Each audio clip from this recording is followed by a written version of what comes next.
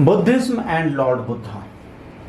जब हम गौतम बुद्धा की बात करते हैं या लॉर्ड बुद्धा की बात करते हैं और बुद्धिज्म की बात करते हैं, ये जो बौद्ध धर्म है ये बिल्कुल अलग तरीके से कार्य करते हुए आपको दिखता है। बौद्ध धर्म जब आया तब क्या हुआ, गौतम बुद्धा आए तो क्या चीज़ें बदली, क्या चीज़ें बनी, गौतम बुद्धा के आने के बाद उनकी लाइफ हिस्ट्री क्या रही, उन्होंने हमें क्या सिखाया, उनसे हमें क्या सीख मिलती है, आधुनिक भारत में उसकी क्या इम्पोर्टेंस है, आधुनिक भारत के बाहर उसने क्या किया क्या नहीं किया, इन सब की बेसिक जानकारी आपको ये लेक्चर देते हुए दिखेगा। इस लेक्चर की खास बात ये है कि ये पिक्चर डिपिक्शन के साथ ज़्यादा है, तो आप इसे अगर ध्यान से पढ़ेंगे तो आप गौतम बुद्धा की पूरी जर्नी को बहुत ध्यान से समझ के याद कर पाएंगे। तो आइए गौतम बुद्धा की इस जर्नी की ओर चलते हैं।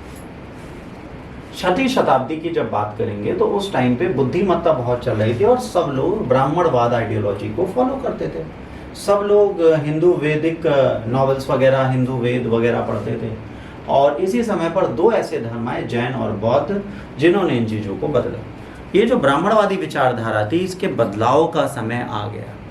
क्या हुआ, सबसे पहले सबसे बड़ी समस्या थी वर्ण विभाजित समाज था, वर्णा डिवाइडेड सोसाइटी थी।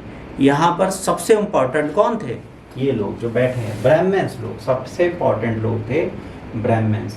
ब्राह्मण्स के पीछे फिर पूरी जनता चलती थी, क्षत्रिय ये खड़े, ठीक है, तो ब्राह्मण, क्षत्रिय, फिर वैश्य, फिर शूद्र।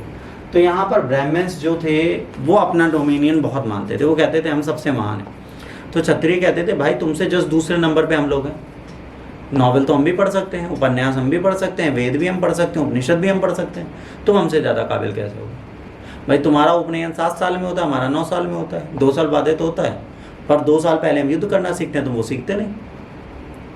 तब भी उन्होंने कहा, ब्राह्मण ने कहा देखो भाई साहब, हम श्रेष्ठ हैं, आप श्रेष्ठ नहीं। तो श्रेष्ठता की इस जंग में जो युद्ध प्रारंभ हुआ वो हुआ धर्म का, और इस धर्म में 2 क्षत्रिय उठे, एक का नाम था महावीर और दूसरे का नाम था बुद्ध। दोनों क्षत्रिय थे जिन्होंने ब्राह्मणों के खिलाफ एक धर्म को उदित कर दिया। सिक्के चलने लगे।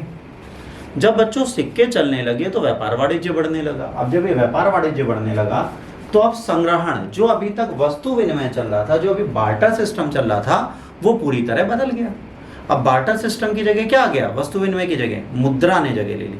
मुद्रा में सेविंग का ऑप्शन आ गया। अब हम बचत कर सकते थे, धन को बचा सकते थे, जिससे क्या हुआ, वर्ल्ड में चीजें धीरे धीरे धीरे धीरे सेविंग की तरफ गए, और सेविंग में गया तो जो व्यापारी वर्ग था वो था वर्ण में वैश्य। तो वैश्य वर्ण जो था वो 3rd रैंकिंग में था, बट उसकी पोजीशन अच्छी हो गई, वो बहुत बड़े बड़े गिफ्ट देने लगा, राजाओं को भी वही पाल रहा है, ब्राह्मणों को भी वही पाल रहा है, शूद्रों को भी वही पाल रहा है, पर पोजीशन पे 3रे नंबर पर है। तो वो इसको अच्छा नहीं लगा, तो ये चाहते थे एक ऐसा धर्म आए जिसमें ब्राह्मण, क्षत्रिय, वैश्य, शूद्र का गेम ही ना हो। तो इन्होंने कहा कि भाई हमें ऐसा धर्म चाहिए। तो जैसे ही महावीर और बुद्ध आए, सबसे ज्यादा जो कन्वर्जन हुआ वो वैश्य वर्ण से हुआ।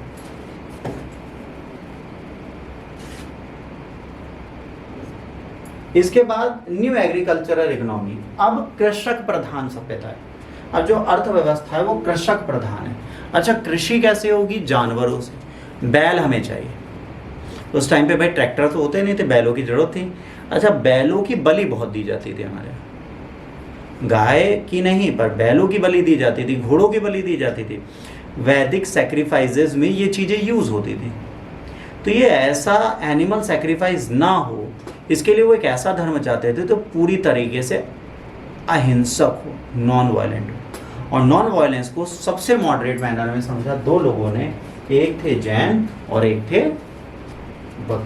तो इन दोनों ने इसको समझा ताकि कृषि के लिए जिसकी ज़रूरत है वो ये हैं, इसीलिए जानवरों को, एनिमल्स को बुद्धों ने सुखंदा बोला, सुख देने वाले, ठीक। तो इस कृषक इकोनॉमी के चक्कर में भी इसका बदलाव आया। अब आते हैं बौद्ध धर्म। बौद्ध धर्म पे महामाया के घर पे पैदा हुए लॉर्ड बुद्धा। छोटे से थे बेचारे, नन्हे से गोलू मोलू, ये पैदा हुए। जब ये गोलू मोलू पैदा हुए तो ये एक इमेज है मंदिर डिपिक्शन की, जिसमें ये सब बोधिसत्व बैठे हैं, ये कह रहे हैं माँ की गोद में भगवान बैठे हैं, जैसे हिंदू आइडियोलॉजी है सेम, क्योंकि बुद्ध को तो हमने विष्णु का अवतार भी बना दिया 8वां, ठीक। बट आप कहते हो सर ये लॉर्ड बुद्ध हैं, वैदिक कल्चर कहते हैं नहीं ये दूसरे बुद्ध हैं और वो दूसरे बुद्ध, बट ठीक है। अब यहाँ पर लॉर्ड बुद्धा का जन्म हुआ कब? 563 BC। BC का मतलब होता है, जैसे आप ये स्केल है, यहाँ 1 है, ये 0 है, इस 0 के इधर जब चलोगे तो कैसे चलोगे? -99, -88, ऐसे चलोगे ना। तो यहाँ पर अगर 563 BC है तो फिर 62 आएगा माइनस में, तो ये माइनस में चल रहा है, तो उल्टी गिनती चलेगी। यहाँ से -1 -2 चलेगा, यहाँ से 1 2 3 चलता है, यहाँ से -1 2 चलता है। तो अगर 563 यहाँ है तो यहाँ से हम उल्टा आएंगे ना 0 तक, सीधा तो नहीं चलेंगे। तो जहाँ BC लिखी होगी वो हमेशा कैलकुलेशन में अपोजिट चलती है, ध्यान रखिए। तो यहाँ पर 563 में शाक्य क्षत्रिय फैमिली में लुम्बिनी नेपाल के पास है, कपिल वस्तु आज की डेट में उसे बोला जाता है, वहाँ पे पिपरहावा एक प्लेस था, वहाँ पर इनका जन्म। कहाँ पे जन्म हुआ? लुम्बिनी। इनके पापा सुद्धोधन थे, वो क्या थे? इलेक्टेड रूलर थे कपिल वस्तु के, कपिल वस्तु के राजा थे। मम्मी का नाम महामाया था, जो कौशल डायनेस्टी की क्या थी? राजकुमारी थी, कौशल डायनेस्टी की राजकुमारी थी। और इनके पिता जो थे वो कौन थे? सुद्धोधन। और सुद्धोधन कहाँ से थे? कपिल वस्तु के चुने हुए राजा थे। तो पापा राजा थे जिनका नाम सुद्धोधन है, मम्मी महामाया थी जो कौशल नरेश की बेटी थी। ठीक, जन्म देते ही महामाया का निधन हो जाता है। जब महामाया मर जाती हैं, उनका निधन हो जाता है, तो इनको पालती हैं इनकी मौसी। उनकी सबसे छोटी बहन का नाम होता है क्या? गौतमी, महाप्रजापति गौतमी। तो महाप्रजापति गौतमी जो होती हैं वो इनको पालती हैं। यंगेस्ट सिस्टर होती हैं गौतमी, गौतमी इनको पालने आती हैं। और ये शाक्य क्लेन में पैदा हुए थे, जो वंश था इनका वो शाक्य वंश था, इसीलिए इनको क्या बोला जाता है बच्चों? शाक्य मुनि। ठीक, इनको शाक्य मुनि भी बोला जाता है। यहाँ पर एक डिपिक्शन आती है साधुओं की, जिसमें जब ये पैदा होते हैं तो इनकी मदर को एक सपना आता है जिसमें हाथी दिखते हैं, सब दिखता है।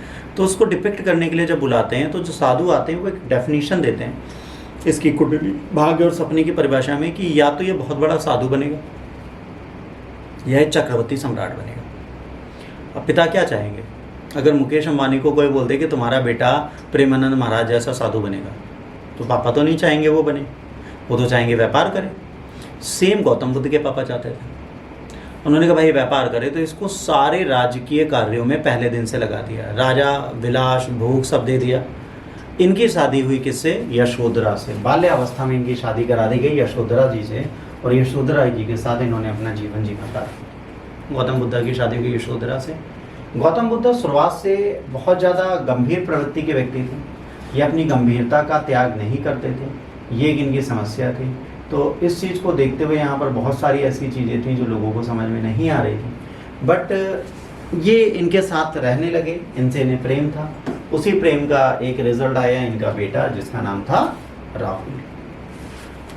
तो गौतम बुद्ध की बीवी हो गई यशोधरा और इनके बेटे का नाम हो गया राहुल। राहुल का मतलब होता है बाउंड, बंधनों से युक्त। तो ये बंधनों में बंधे थे, ये माना गया, तो इनके बेटे का नाम है राहुल। इसके बाद गौतम बुद्ध बहुत दिनों तक घर पे रहे। बचपन का नाम सिद्धार्थ था। फिर उन्होंने एक बार कहा कि पापा मैं घूमने जाऊँगा। तो पापा ने कहा कहाँ जाओगे? कह रहे जहाँ जाना। तो यह साम्राज्य में मैसेज करते हैं कि कोई भी बुढ़ा, कोई भी बीमार, कोई भी मरा व्यक्ति इनको ना दिखे। गौतम बुद्ध जब अपनी पहले इवेंट में जाते हैं तो इनको एक बुजुर्ग दिख जाता है। अच्छा, ये जब जाते हैं तो इनके साथ दो लोग जाते हैं। एक तो इनका रथ जाता है, रथ में जो घोड़ा लगा होता है, ठीक है, उसका नाम होता है कंटक। और इनके साथ जो इनके सारथी जाते हैं, जो चैरियट जाते हैं, उसका नाम होता है चन्ना। तो ये चन्ना से पूछते हैं, चन्ना इन्हें सारी डिपिक्शन देता है कि भाई क्या हो रहा है। पहली बार में इन्हें एक बुजुर्ग दिख जाता है। जब पहले इवेंट में अपने जाते हैं, जब ये बुजुर्ग दिखता है तो इनको बड़ा बुरा लगता है। कहते हैं यार बुजुर्ग दिख गया, ये ओल्ड एज। तो कहते हैं भाई आपको भी आएगी, हमको भी आएगी, सबको आती है। बुद्धा बड़े दुखी होते हैं। भाई पापा राजा हैं, फेशियल करा लेते थे, कलर करा लेते थे, वो बुढ़े नहीं दिखते थे, बाकी दिखते थे। फिर अगली बार दोबारा ट्रिप पे जाते हैं तो वहाँ पे उनको एक बीमार आदमी दिखता है, दर्द से काटता हुआ। तो कह रहे भाई पीड़ा होती है अगर बीमारी खतरनाक लगती है। फिर तीसरी ट्रिप पे जाते हैं। जब तीसरी ट्रिप पे जाते हैं तो तीसरी ट्रिप पे इनको कौन मिल जाता है? तीसरी ट्रिप पे इनको एक क्या मिलता है बताइए? जब ये तीसरी ट्रिप पे जाते हैं तो तीसरी ट्रिप पे इनको मिल जाता है एक मृत व्यक्ति। जब ये मृत व्यक्ति मिलता है तो इनको बड़ा बुरा लगता है, ये बड़े दुखी होते हैं। तो कह रहे मृत जो इंसान मरता है उसके बारे में बात है। जब इंसान मरता है तो बहुत ज़्यादा लोग दुखी होते हैं, ठीक है। तो इन्होंने कहा भाई ये तो बहुत बुरी चीज़ है, परिवार में लोगों को मरना ही नहीं चाहिए। कह रहे लोग मरते हैं, आपकी भी मृत्यु होगी, मृत्यु शाश्वत है। उसी के बाद एक साधु दिखता है, जो साधु बड़ा प्रसन्न होता है।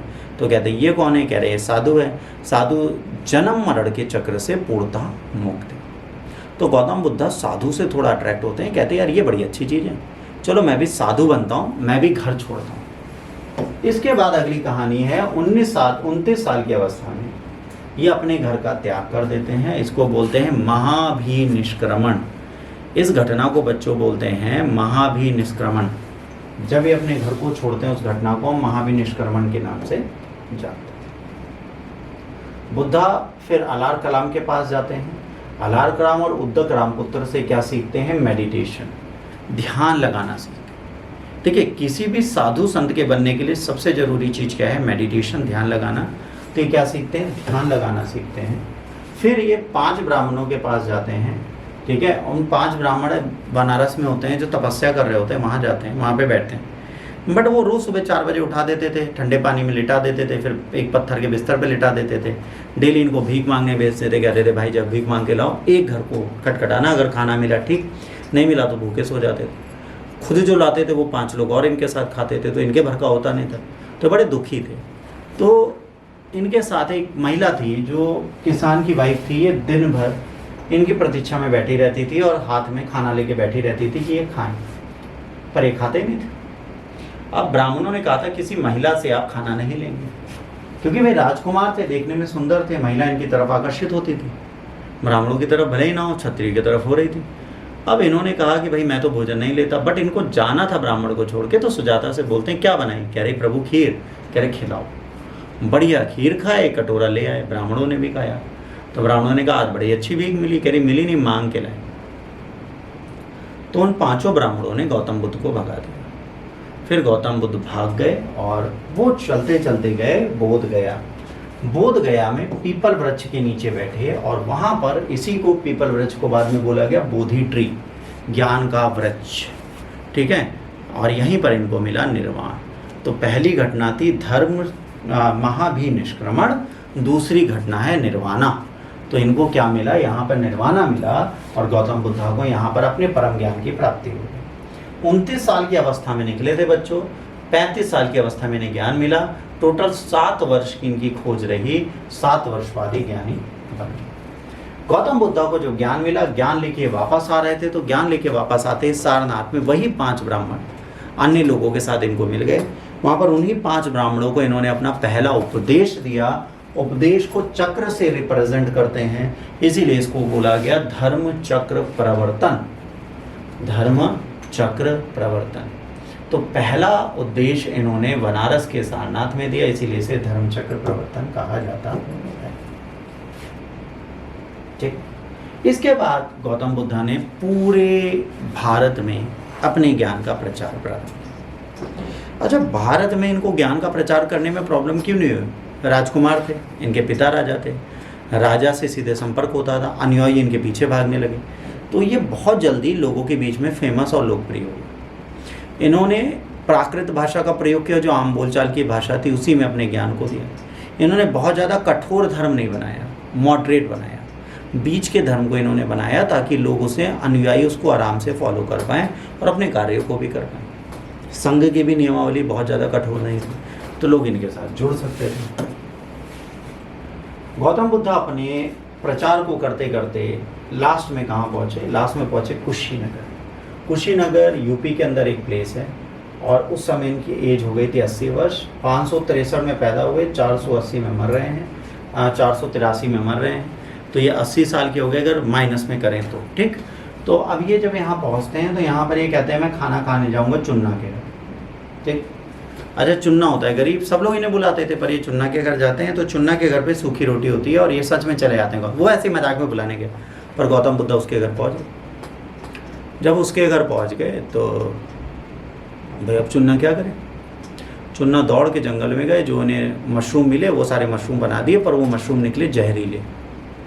उन मशरूमों को खा के गौतम बुद्धा के पेट में प्रॉब्लम हो गई और उसी दर्द से उनकी डेथ हो गई। मरते मरते भी उन्होंने किसी से ये नहीं कहा कि आप किसी से ये कहिए कि चुन्ना के जहरीले खाने के कारण मेरी मृत्यु हो रही है।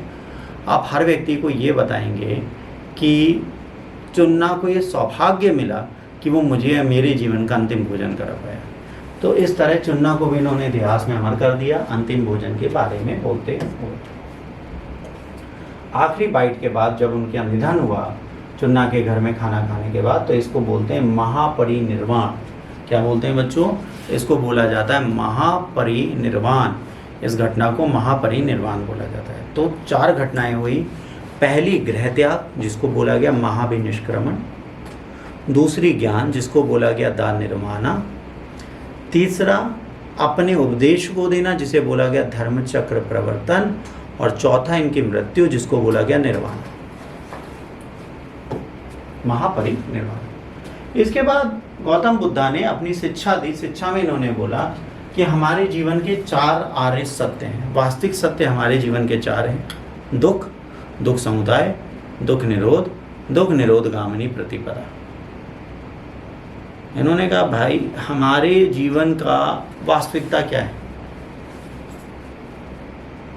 हम खुद को नहीं पहचानते, हम बहुत ज़्यादा दुखी रहते हैं, हम बहुत ज़्यादा सपने देखते हैं। तो कह रहे दुख है। बिल्कुल, दुख का एक कारण है क्या? अगर आपको आईएएस ना बनना हो तो आपको सोते सोते आराम से मौत से काटो। अगर आपके पास खूब सारा पैसा हो तो आप क्यों मेहनत करो? अब आराम से घर पे दिन भर रील्स देखो, गाड़ी लेके घूमो, रात को खाना खाओ, सो जाओ, फिर सुबह उठो, फिर घूमो। अगर आपके पास पैसा हो तो, अगर आप स्टेबल हो तो आप क्यों काम करो? ठीक। फिर इन्होंने कहा इस दुख को रोका जा सकता है कैसे? इच्छाओं को मार के। तो इसके लिए इन्होंने क्या दिया? अष्टांगिक मार्ग। अष्टांगिक मार्ग इन्होंने दिए। Right view, right intention, right speech, right action, right livelihood, right effort, right mindfulness, right concentration. ठीक। इसके बाद इन्होंने कहा कि मेरे 5 और भी चीजें हैं। वो क्या है? आप किसी के साथ हार्म ना करो, आप जो आपका नहीं है उसे लेने से बचो, आप किसी के साथ अवैध संबंध मत बनाओ, आप किसी को झूठ मत बोलो, आप कभी धूम्रपान या मदिरपान ना करो। अब बुद्धा इतने फेमस क्यों? गौतम बुद्ध की नॉलेज को इतना ज़्यादा फेमस कैसे बनाए? How Gautam Buddha's knowledge become famous? Reason क्या था?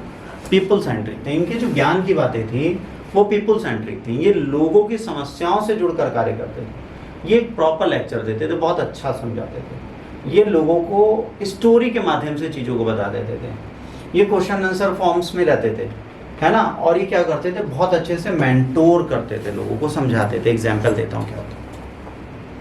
एक बार गौतम बुद्ध घूम रहे थे आनंद के साथ। आनंद उन्हीं 5 ब्राह्मणों में से आनंद उपाली 2 थे जो इनके प्रमुख शिष्य थे। आनंद भाई के साथ टहल रहे थे। आनंद भाई जब टहल रहे थे इनके साथ, तो एक सडन क्या हुआ इनके साथ ये हुआ बच्चों कि ये जिस जगह से जाते थे वहाँ पर एक व्यक्ति रोज इनके ऊपर, इनके आसपास कांटे बिछा देता, तो इन्हें खूब गालियाँ देते। गौतम बुद्ध हंसते हुए वहाँ से उसी कांटों पर चल के चले जाते थे, इनको फर्क नहीं पड़ता। और रोज इन पे घृणा और तिरस्कार वो फेंकता रहता था। गौतम बुद्ध इसको रोज इग्नोर करते थे, रोज अपना आगे बढ़ते थे। इनको मतलब ही नहीं था सामने वाला क्या कहे। एक दिन किसी ने पूछ लिया कि भैया वो इंसान आपको रोज इतना चिल्लाता है, आपको फर्क क्यों नहीं पड़ता? तो इन्होंने बोला कि तुमने मुझे गाली दी, वैसे अगर तुमने मुझे ये पेन दिया और मैंने एक्सेप्ट नहीं किया तो ये किसका हुआ? तो आनंद ने बोला सर मेरा। कह रहे एग्जैक्टली, वो मुझे गाली देता है बट मुझसे एक्सेप्ट नहीं करता, तो that belongs to whom? To himself. अगर आपने मुझे गाली दी और मैंने उसको स्वीकृति नहीं दी तो वो गाली घूमकर आपके पास जाएंगी। अगर आपने मेरे को बुरा कहा और मैंने उसकी स्वीकृति नहीं ली तो वो बुरा आपका होगा।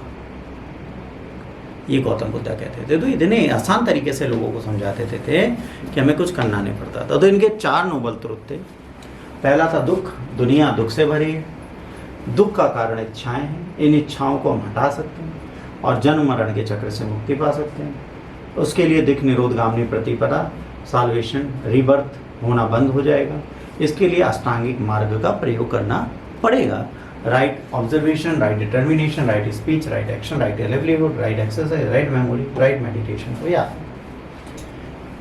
और गौतम बुद्ध ने कहा कि जो लोग इनके साथ हैं वो ना लग्जरी लाइफ में रहे ना पूरी तरीके से साधु बने। कह रहे ना इनको लग्जरी लाइफ चाहिए ना साधुगिरी चाहिए, इनको सिर्फ एक चीज़ चाहिए, मध्यम मार्ग, ना बहुत ज़्यादा चाहिए ना बहुत कम चाहिए, दोनों का बैलेंस। फिर इन्होंने 5 चीज़ें बनाई कि दूसरे की प्रॉपर्टी ना लो, नॉन वायलेंस ना करो, दारू मत पियो, झूठ मत बोलो, कोई करप्ट प्रैक्टिसेस है किसी के साथ अवैध संबंध मत करो। गौतम बुद्ध के त्रिरत्न है बुद्ध, संघ एंड धम्म। क्या है? बुद्ध, संघ एंड धम्म। इनको आपको मानने की आवश्यकता हमेशा पड़ेगी।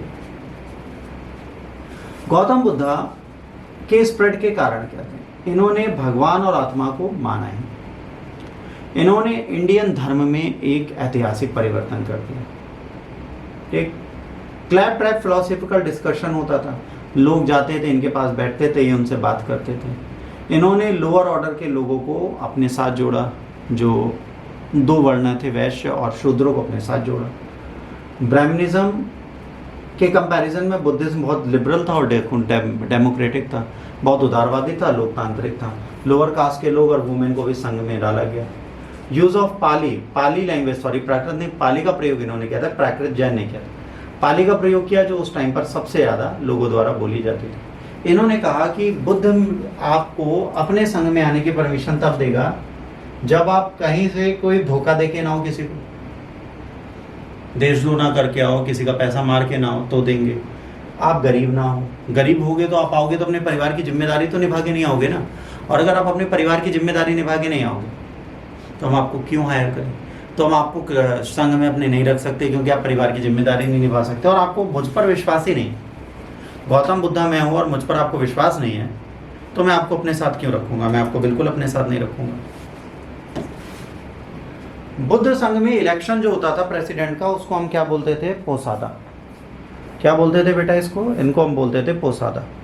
पोसादा प्रेसिडेंट का वुडन स्टिक्स द्वारा सब लोग एक दूसरे को वोट देते थे। इसके बाद बुद्धिस्ट इलेक्शन वोटिंग स्टिक से होता था। इसके बाद पोसादा होता था कि जैसे चर्च होता है, चर्च में आप कन्फेशन करने जाते हो अपनी गलतियों का, वैसे यहाँ पे भी आप कन्फेशन कर सकते थे। जब इनका डिवीज़न हुआ तो हीनयान महायान 2 शाखाओं में बढ़ गए, चौथी बुद्धिस्ट काउंसिल में। ठीक है, महायान पहला चाइना जापान में, हीनयान श्रीलंका में। 7वीं शताब्दी में वज्रयान एक शाखा है जो तांत्रिक और मैजिस्ट्रियम में थी, ये सबसे ज़्यादा तिब्बत में फैली। बुद्धिस्ट लिटरेचर 3 पार्ट में लिखा गया, विनय पिटक, सुर पिटक, अभिधम पिटक। विनय पिटक पहली काउंसिल में पाली ने लिखा, मॉनिस्टिक डिसिप्लिन है, जो बौद्ध धर्म के साधु हैं उनके नियमावली है। सुत पिटक आनंद ने दूसरे बुद्धिस्ट काउंसिल में लिखा 5 पार्ट में। ठीक है, एक में बुद्धा की सेइंग है, दूसरी में जातक कथाएं हैं, 551 बुद्धा के प्रीवियस बर्थ की कहानी है। फिर अभिधम्ब पिटक है, ठीक है, तीसरी बुद्धिस्ट काउंसिल में लिखा गया और इसमें फिलोसॉफिकल आइडियोलॉजी दी गई है। अब बुद्धिस्ट डिक्लाइन क्यों हुए? अब यहाँ पर बात आती है कि सर इतना अच्छा धर्म चल रहा था तो ये डिक्लाइन क्यों हुआ? इसके बंद होने का क्या कारण हुआ? ये नीचे क्यों गया? इतना अच्छे धर्म को ऑल सडन नीचे क्यों आना पड़ा? ऐसा क्या हो गया कि इस धर्म को बंद होने की कगार पे आना पड़ा? तो इसके डिक्लाइन के बहुत सारे कारण थे जिसके बारे में हम लोगों को बात करनी है। इनका डिक्लाइन क्यों हुआ? एक बहुत लॉजिकल कहानी इनके पीछे चलती है कि बुद्धिस्ट के डिक्लाइन के पीछे